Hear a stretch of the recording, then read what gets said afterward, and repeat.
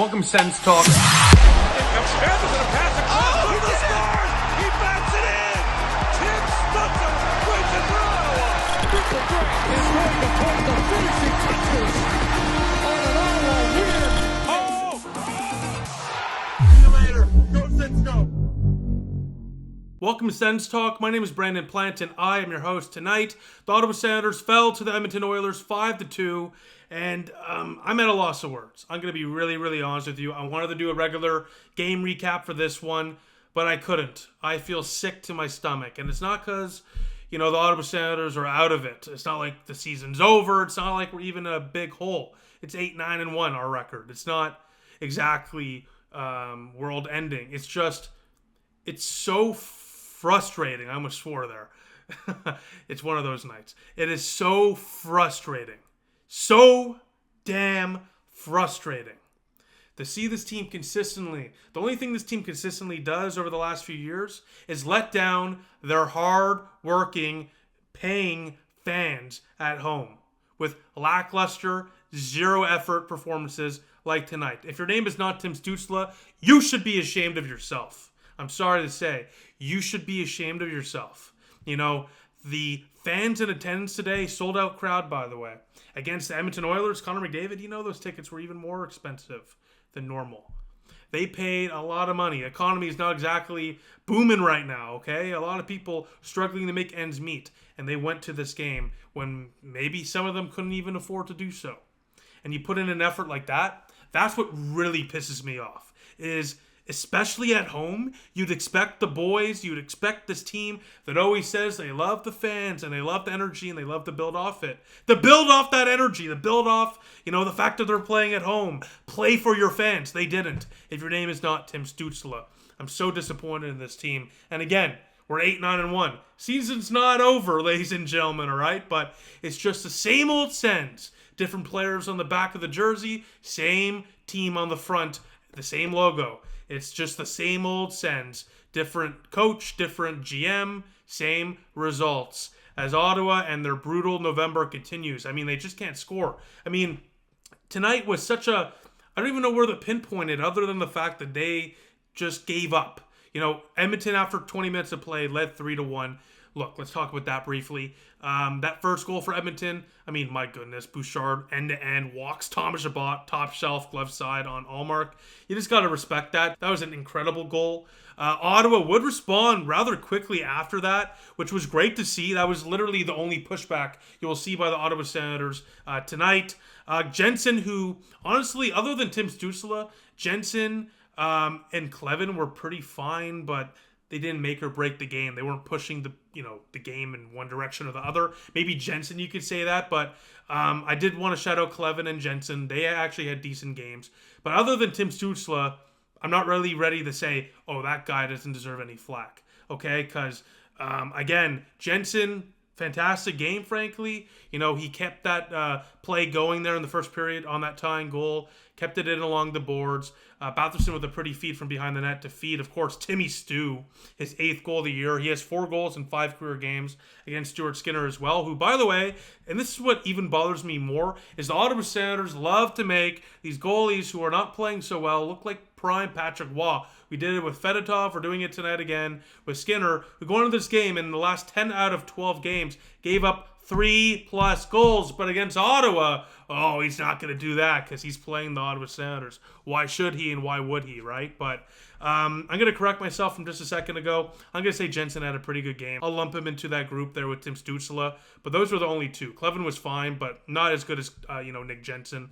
And again, I'm just ripping off the cuff here because I'm really frustrated. So bear with me, honestly. But Jensen, he also had a great play there late in the third. He got, I thought he scored, but Norris tipped it to make it 5-2 late. But Jensen actually had a pretty solid game, 2-point night, and defensively looked pretty solid. And again, look at your screen. The pairing of Jensen and Chabot has been Ottawa's best this year.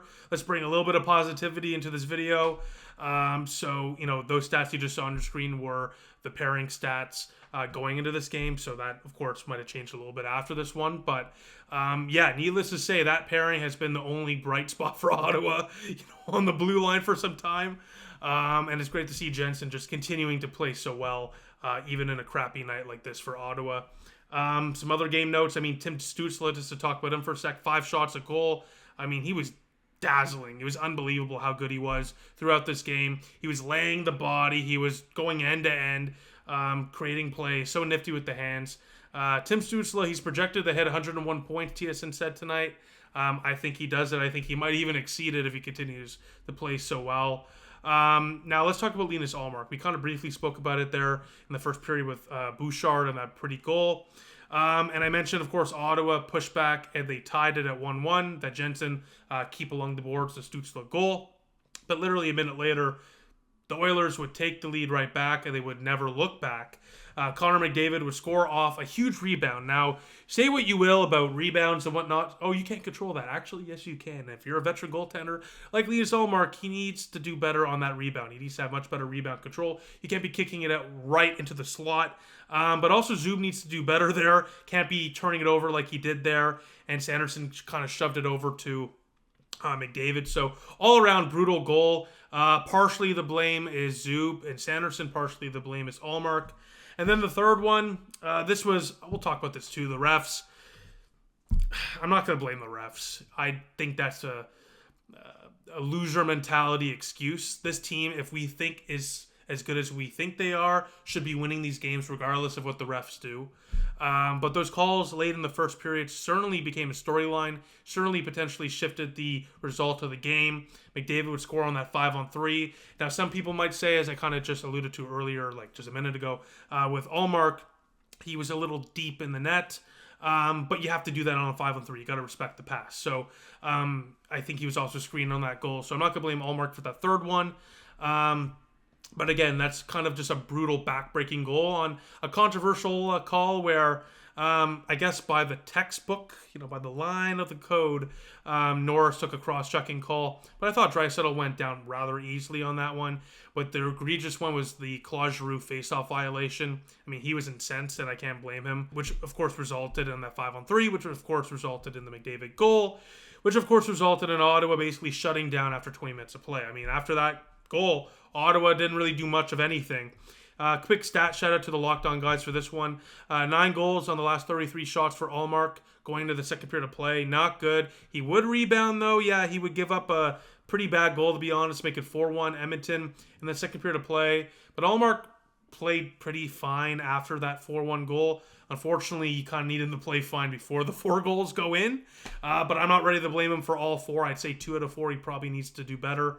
But again, I'm not going to pin the loss on Ullmark. Everyone played like garbage other than Stützle and Jensen, including Ullmark. He wasn't on his best game, no doubt about it. Made some decent saves later in the game, but it didn't matter at that point. By the way, on that 4th goal for the Oilers, just another defensive breakdown. I mean, what are we doing?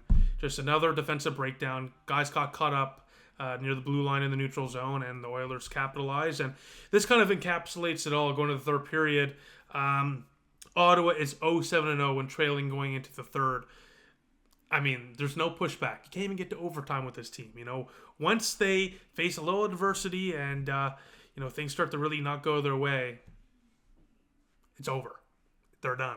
They're not going to show up. And like I said at the beginning of this video, especially at home, that pisses me off so much. There are hardworking people in the 300s, 200s, 100s, everywhere. Hardworking people. There's kids. It's a school night.